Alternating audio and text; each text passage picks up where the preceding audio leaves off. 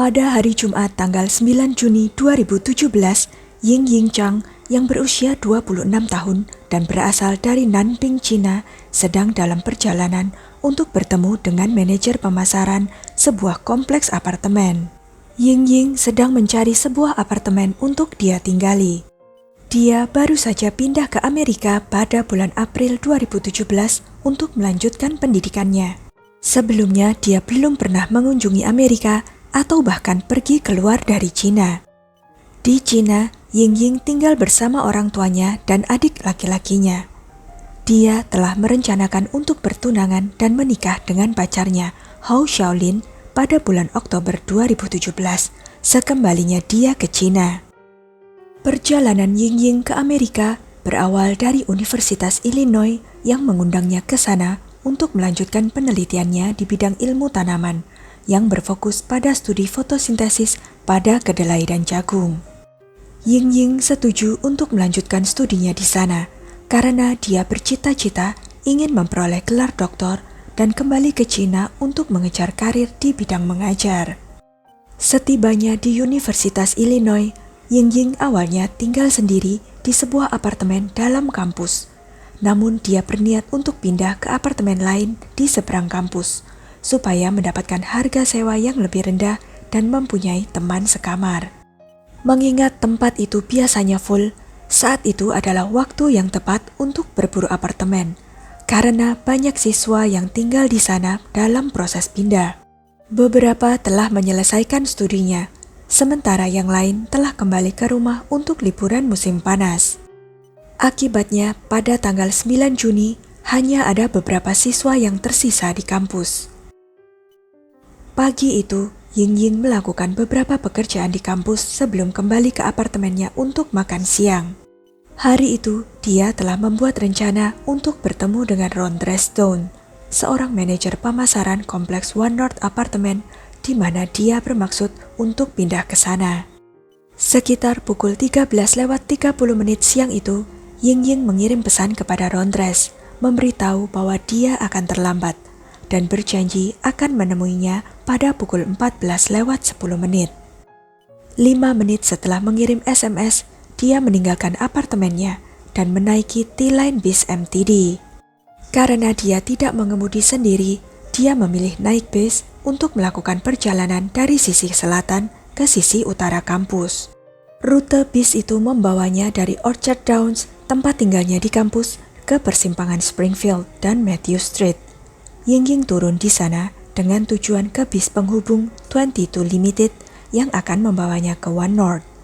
Namun setelah turun dari bis, dia mendapati dirinya berada di sisi utara Springfield, bukannya di sisi selatan, di mana bis penghubung itu berada. Akibatnya, dia ketinggalan bis. Meskipun melambaikan tangan dan berlari mengejar, bis itu tidak berhenti. Dia mengejarnya ke blok berikutnya, tetapi usaha ini pun sia-sia. Kemudian, Ying berjalan ke halte bis berikutnya di Clark and Goodwin Avenue untuk menunggu kedatangan bis selanjutnya. Pada pukul 14:10, Rondre Stone sudah menunggu Ying, tetapi dia tidak juga muncul. Karena khawatir, Rondres berusaha menghubungi Ying, tetapi tidak menerima tanggapan. Pada hari itu juga, profesor yang mengajar Ying juga mencarinya tanpa hasil.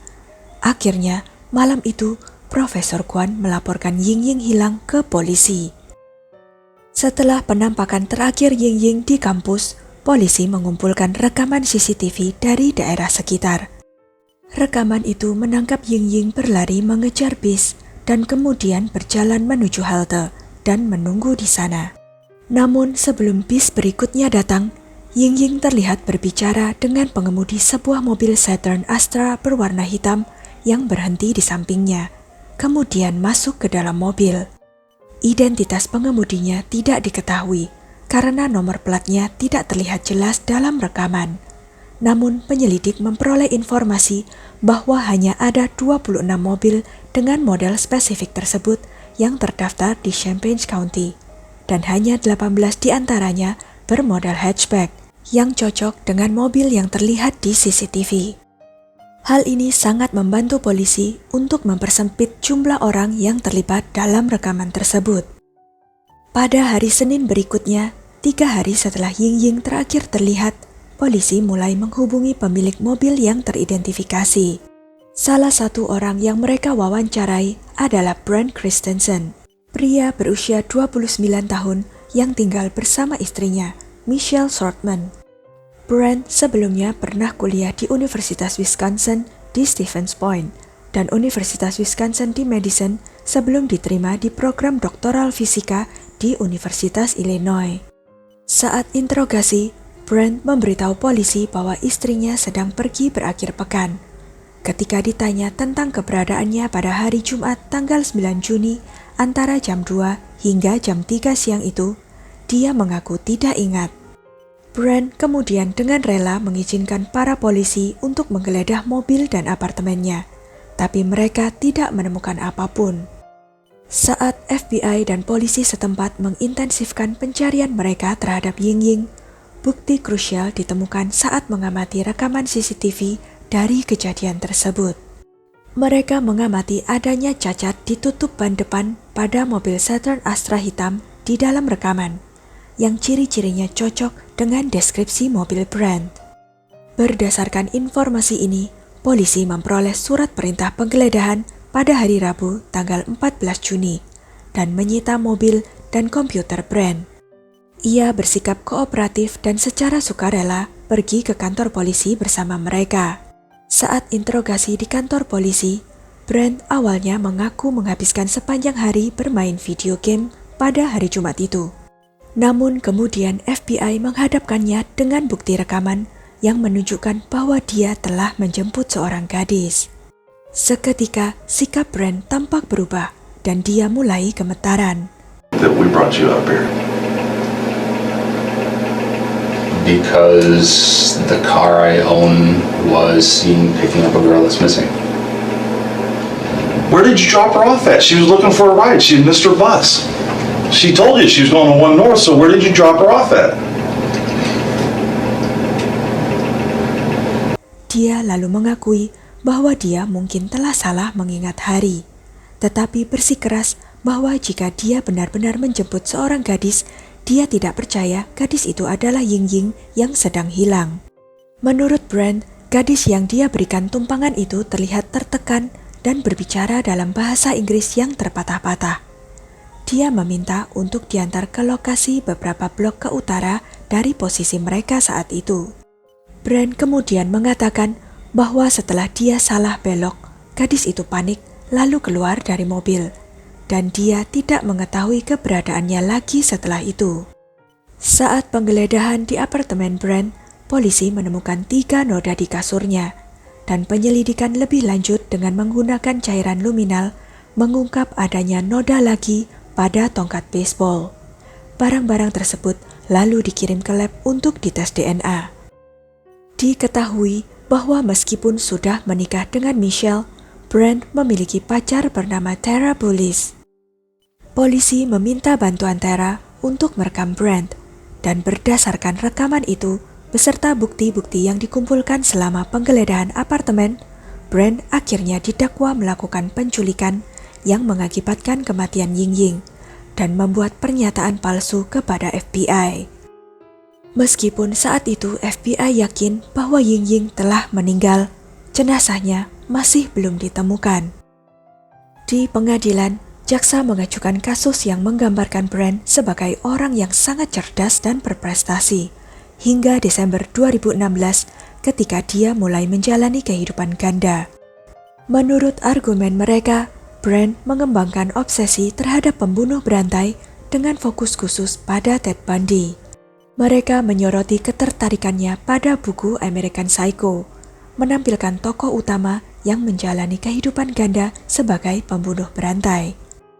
Jaksa menyatakan bahwa Brent mulai merencanakan tindakannya pada musim semi tahun 2017. Mereka memberikan bukti bahwa penelusuran internet di ponselnya berisi pertanyaan tentang pembunuh berantai dan unduhan gambar yang menggambarkan wanita yang dirantai. Ditemukan juga ia telah mengunjungi situs web yang membahas penculikan penyekapan, dan penculikan atas dasar suka sama suka. Menurut jaksa, sebelum tanggal 9 Juni, pernikahan Brand sebenarnya telah hancur. Ia telah meninggalkan studi untuk gelar doktornya, dan ia bergumul dengan minuman keras serta obat-obatan. Keadaan pernikahannya yang bermasalah menyebabkan Brand dan Michelle memutuskan untuk menjalani hubungan terbuka. Masing-masing boleh memiliki pasangan lain. Pada bulan Maret 2017, Brand mengikuti konseling terkait dengan kegagalan pernikahannya. Selama sesi ini, dia mengungkapkan pikiran-pikirannya yang kelam dan meresahkan, mengaku sedang memikirkan penculikan dan pembunuhan seseorang. Jaksa penuntut berpendapat bahwa narasi Brand tentang mengatasi pikiran-pikiran gelapnya adalah sebuah rekayasa. Sebaliknya, mereka berpendapat bahwa pada tanggal 9 Juni, dia secara aktif mewujudkan fantasinya menjadi kenyataan. Pada tanggal 9 Juni, Michelle meninggalkan apartemen mereka pagi itu untuk menghabiskan akhir pekan bersama pacarnya, menciptakan kesempatan bagi Brand untuk melaksanakan rencana jahatnya. Sebelum jam 8 pagi, Brand pergi ke toko kelontong snacks yang dekat apartemennya dan membeli sebotol Admiral Nelson Spice Rum. Sekitar pukul 9:30, Brand mendekati seorang mahasiswi pasca sarjana bernama Emily Hogan di dekat halte bis di kampus. Dia mengaku sebagai petugas polisi yang menyamar yang menunjukkan rencananya dan meminta agar dia menjawab beberapa pertanyaan. Ketika Brand memintanya untuk masuk ke dalam mobilnya, dia menolak. Karena merasa curiga, Emily melaporkan kejadian tersebut ke polisi dan mengeluarkan peringatan di Facebook yang memperingatkan siswa lain untuk berhati-hati terhadap pria yang menyamar sebagai petugas polisi. Setelah itu, pada pukul 13:30, Brand berkeliling kampus sekali lagi, dan dia melihat Ying-Ying berlari mengejar bus saat dia mengemudi ke arah yang berlawanan. Brand kemudian memutar balik dan berhenti di sampingnya di halte bis. Ia menawarkan bantuan, dan Ying-Ying memasuki mobilnya. Itulah terakhir kali Ying-Ying terlihat hidup. iPhone Ying-Ying tercatat dinonaktifkan pada pukul 14:28. Saat di pengadilan, pihak penuntut juga memberikan rincian bukti rekaman percakapan antara Brand dan pacarnya Tara saat acara Memorial Walk untuk Ying-Ying. Pada tanggal 29 Juni, sekitar 3 minggu setelah Ying-Ying dilaporkan hilang, Brand pergi bersama Tara pacarnya mengikuti acara Memorial Walk untuk Ying-Ying, dan ia membagikan ceritanya yang tanpa sadar direkam oleh Tara. Dalam rekaman percakapan mereka, Brand menggambarkan perjuangan sengit Ying-Ying untuk tetap hidup. Brand mengungkapkan bahwa dia menculik Ying-Ying, mengikat tangannya, dan membawanya ke kamar tidur apartemennya, di mana dia melakukan pemerkosaan. Ia merinci bagaimana kemudian dia menjadi bosan dan mulai mencekiknya selama 10 menit yang menyiksa, tetapi belum membunuhnya. Brand kemudian memukul kepala Ying-Ying menggunakan tongkat baseball dengan sekuat tenaga. Lalu dia membawanya ke kamar mandi dan meletakkannya di bak mandi. Setelah itu, Brand menikam Ying-Ying yang masih membela diri dengan berusaha merebut pisaunya. Brand kemudian menikamnya hingga tewas. Pengadilan juga mengungkapkan bahwa Brand dengan cermat membersihkan apartemennya setelah melakukan tindakan kejinya. Pada hari Minggu, 11 Juni, dia membeli perlengkapan pembersih dalam upaya untuk menghapus segala jejak perbuatannya. Brand membuang barang-barang Ying-Ying, termasuk ransel, pakaian, dan barang-barangnya yang lain. Brand menegaskan kepada Tara bahwa dia telah pergi dan tidak akan pernah ditemukan. Dalam rekaman percakapan itu, Brand mengklaim bahwa Ying-Ying bukanlah korban pertamanya dan menegaskan bahwa dia mulai membunuh wanita pada usia 19 tahun dan bahwa Ying-Ying adalah korbannya yang ke-13. Namun meskipun dilakukan penyelidikan oleh polisi dan FBI, tidak ada bukti yang mendukung klaim Brand atas pembunuhan sebelumnya yang ditemukan. Meskipun ada upaya Brand untuk membersihkan apartemennya secara menyeluruh, namun pemeriksa forensik menemukan jejak darah Ying-Ying di berbagai permukaan, termasuk kasur, tongkat baseball, tiang tempat tidur, dinding, dan di bawah karpet di kamar tidur. Jaksa mendesak juri untuk memutuskan Brent bersalah dan meminta hukuman mati. Mereka berpendapat bahwa tindakannya digabungkan dengan pemikirannya yang terungkap selama konseling, rekaman percakapan dengan Tara, dan aktivitasnya di situs web FetLife di mana dia merinci rencana penculikan dan penyerangan, menunjukkan itu adalah penculikan terencana. Hanya 3 hari sebelum Ying-Ying menghilang, tas ransel besar berwarna hijau yang dipesan oleh Brent dari Amazon telah sampai di apartemennya. Pembela berpusat pada pengakuan bahwa Brent bertanggung jawab atas kematian Ying-Ying, sebuah poin yang mereka jelaskan dalam pernyataan pembukaannya. Namun mereka berpendapat bahwa penuntut tidak memiliki gambaran yang lengkap tentang peristiwa tersebut dan juga kondisi mental Brent. Pihak pembela berfokus pada kondisi pikiran Brent.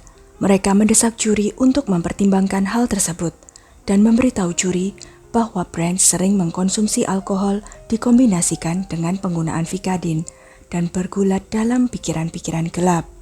Mereka menyoroti kemunduran akademisnya yang berubah drastis dari menerima nilai tertinggi dalam 3 semester pertama di universitas menjadi gagal dalam semua mata pelajaran di semester keempat. Kehidupan pribadinya berantakan dengan istrinya Michelle yang ingin bercerai setelah bertemu orang lain. Selama persidangan, pembela mengungkapkan bahwa Michelle adalah satu-satunya orang di mana Brent bergantung. Ketika mereka pindah ke Champagne, mereka mengungkapkan bahwa Michelle telah mengeluarkan ultimatum yang mendesak Brent untuk berhenti minum, atau ia akan meninggalkan Brent. Berkat ancaman itulah Brent segera mencari konseling karena takut kehilangan istrinya. Dalam sesi konseling, ia mengakui bahwa alkohol dan zat-zat terlarang memberikan dampak negatif terhadap kehidupannya dan menyebabkan pemikiran yang merugikan terhadap dirinya sendiri dan orang lain. Brent kemudian dirujuk ke pusat pengobatan kecanduan lokal.